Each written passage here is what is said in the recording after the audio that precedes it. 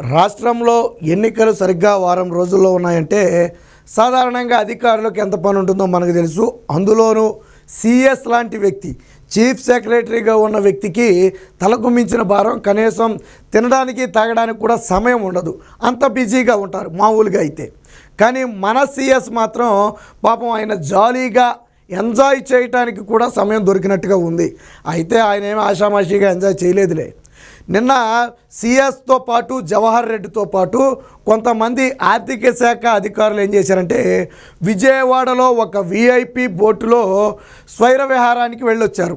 ఎందుకు అనేదే ఇక్కడ $1000 ప్రశ్న. అంటే ఆర్థిక శాఖ అధికారులు చెందినటువంటి రావత్తు సత్యనారాయణ అనే ఇద్దరు ఆర్థిక శాఖ అధికారులు, అలాగే సిఎస్ జవహర్ రెడ్డి, వీళ్ళ ముగ్గురు కలిసి విఐపి బోటులో చీకటి పడ్డాక, అది కూడా ఎప్పుడు చీకటి పడ్డాక విఐపి బోట్లో ఆ డ్రైవ్కి వెళ్ళి వచ్చారనమాట, షికారుకి వెళ్ళి వచ్చారు. అసలు విషయం ఏంటంటే వీళ్ళే సరదా కోసం షికారుకి వెళ్ళా, రహస్య భేటీని బోట్లో పెట్టుకున్నారు. బహుశా వాస్తవానికి వీళ్ళు మాట్లాడుకోవాలంటే ఎంత రహస్యంగా మాట్లాడుకోవాలన్నా వాళ్ళ కార్యాలయాల్లోకి ఎవడే రాడు, ఒకసారి రావద్దని చెప్తే, లేదా చాలా రకాలు ఉంటాయి మాట్లాడుకోవాలంటే రహస్యంగా. అవసరమైతే కారులో వెళ్తాయినా మాట్లాడుకోవచ్చు. కానీ బోటులో మాట్లాడుకున్నారంటే బహుశా అది వేరొక వ్యక్తికి కూడా తెలియకూడదు అనుకున్నారేమో. కానీ ఒక బోటులో అయితే మాట్లాడుకునే ప్రయత్నం చేశారు.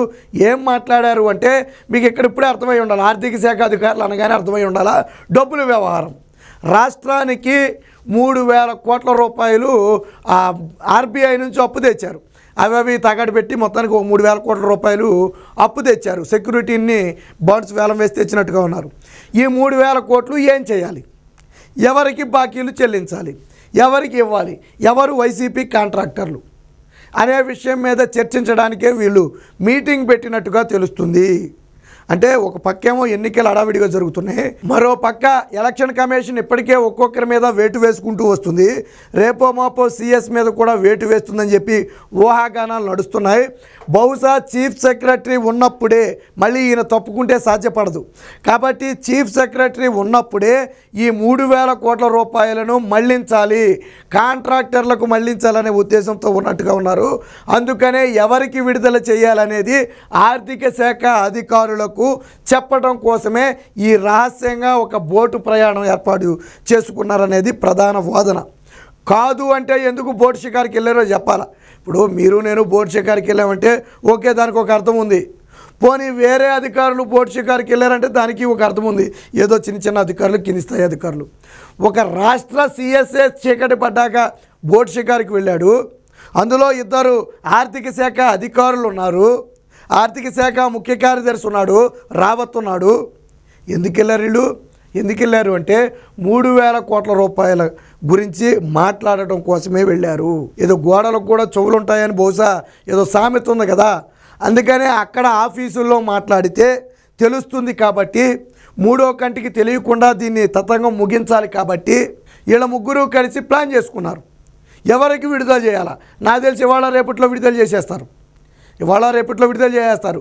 స్టిల్ ఎన్నికల నోటిఫికేషన్ వచ్చిన దగ్గర నుంచి ఈ రోజుకి రోజు ఖజానా నుంచి 100 నుంచి 200 కోట్ల రూపాయల చెల్లింపులు జరుగుతున్నాయని ఒక అంచనా. ఎందుకు జరుగుతున్నాయి?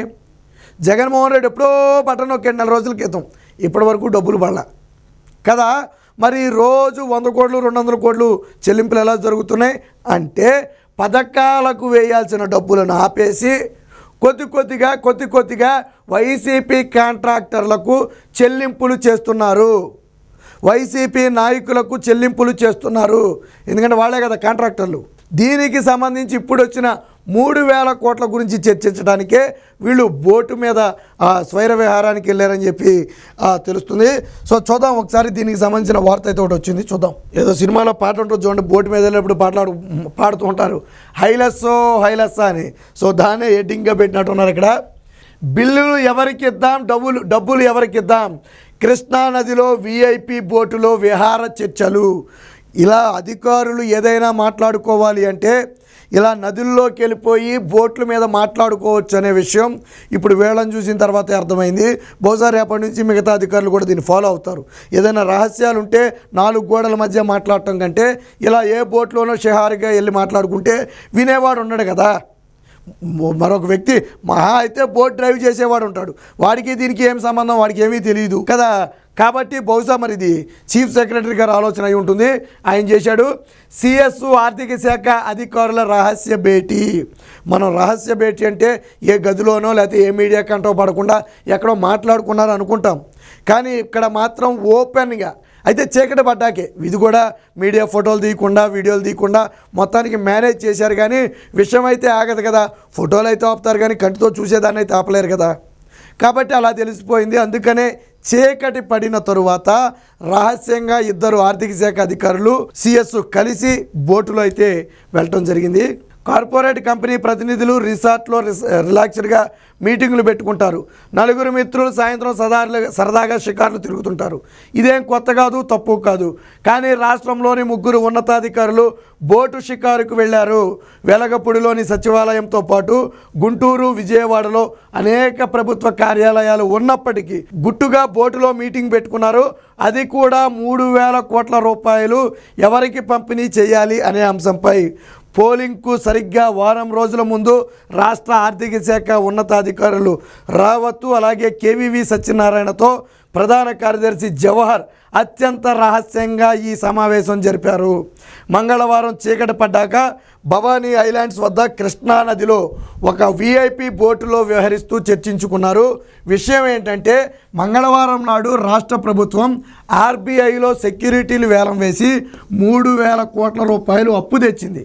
వాస్తవానికి ఇప్పటికే 1,500 కోట్ల రూపాయలు ఓడీలో రాష్ట్ర ప్రభుత్వం ఉంది, ఓవర్ డ్రాఫ్ట్లో ఉంది. అయినప్పటికీ మరొక సెక్యూరిటీని వేలం వేసి మొత్తంగా 3,000 కోట్లు తెచ్చింది. సో ఈ తెచ్చిన 3,000 కోట్లు ఏం చేయాలి? ఇప్పుడు ఆ పథకాలకి వేయడం కుదరదు. ఆ 3,000 కోట్లు దేనికి మళ్లించడం కుదరదు, కానీ చెల్లింపుల రూపంలో పంపొచ్చు. ఏదైతే బిల్లుల చెల్లింపు ఉందో, ఇప్పుడే చెప్పా కదా నేను, రోజుకు 200 కోట్లు 100 కోట్లు విడుదల చేసుకుంటూ వస్తున్నారు ఆల్రెడీ. ఒకేసారి బల్క్ విడుదల చేస్తే అనుమానం వస్తుంది, కానీ 100-200 కోట్లు అనుమానం రాదు. కాబట్టి ఈ 3,000 కోట్లను కూడా అందులో అధికార పార్టీ నేతలకు చెందిన కాంట్రాక్టర్లు ఎవరున్నారు, ఏ కాంట్రాక్టర్లకు మనం బిల్లులు ముందుగా చెల్లించాలి, ఈ 3,000 కోట్లు ఎవరికి చెల్లించాలనేది జవహర్ అలాగే ఆర్థిక శాఖ అధికారులు కలిసి నిర్ణయించుకుని వారికి ఒక ఆదేశాలు ఇచ్చారు. ఇక ఇప్పటి నుంచి చెల్లింపులు జరుగుతాయి. రాత్రి మాట్లాడుకున్నారు కదా, ఎల్ఐకి ఇవ్వాలా, పుల్లైకి ఇవ్వాలా, మల్లైకి ఇవ్వాలా మాట్లాడుకున్నారు. కాబట్టి వాళ్ళ బిల్లులు క్లియర్ చేసేస్తారు. ఈ ఎన్నికల్లోపు మొత్తం క్లియర్ చేసేస్తారు. మిగిలిన అందరి కాంట్రాక్టర్లు కాదు. మీరు చాలామంది కాంట్రాక్టర్లు ఉండొచ్చు ఈ వీడియో చూసేవాళ్ళు, మీ అందరికి ఇస్తారని కూడా మీరు పప్పులో కాలేసినట్టే. జగన్మోహన్ రెడ్డికి కావాల్సిన వాళ్ళకి వైసీపీ కాంట్రాక్టర్లకు మాత్రమే ఇస్తారు. దాని గురించే ఆ మీటింగ్ అయితే పెట్టుకున్నారు. వివిధ పథకాలకు కోడ్ రాకముందు బటన్ నొక్కి సరిగ్గా పోలింగ్ ముందు నిధులు జమ చేయాలన్న సర్కారు పాచిక ఈసీ ముందు పారలేదు. పోలింగ్ తరువాతే నిధులు జమ చేయాలని స్పష్టం చేసింది. రైతులకు ఇన్పుట్ సబ్సిడీ విడుదల చేయడానికి అనుమతి కోరుతూ సిఎస్ రాసిన లేఖను తిరస్కరించింది. దీంతో పాటు మరికొన్ని పథకాలకు సంబంధించి వాళ్ళు అడిగితే మొత్తాన్ని కూడా లేదు. ఇది ఇక్కడ చూడండి, చెల్లింపుల పరంపర.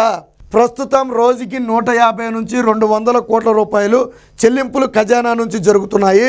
3 రోజుల క్రితం కేంద్రం నుంచి ఉపాధి హామీ కింద 1,500 కోట్లు రాష్ట్ర ఖజానాకు చేరాయి. ఈ డబ్బు వచ్చినా కూడా జగన్మోహన్ రెడ్డి సర్కారు ఇంకా 1,500 కోట్ల ఓడీలోనే ఉండటం దారుణం. వాస్తవానికి ఈ 1,500 కోట్లు ఓడీలోకి జమ చేసి ఉండాలి. అయినప్పటికీ కూడా ఓడీ అలాగే కొనసాగుతుంది. ఆల్రెడీ 1,500 కోట్లు వచ్చాయి. వీళ్ళు తెచ్చిన అప్పు ఒక 3,000 కోట్లు.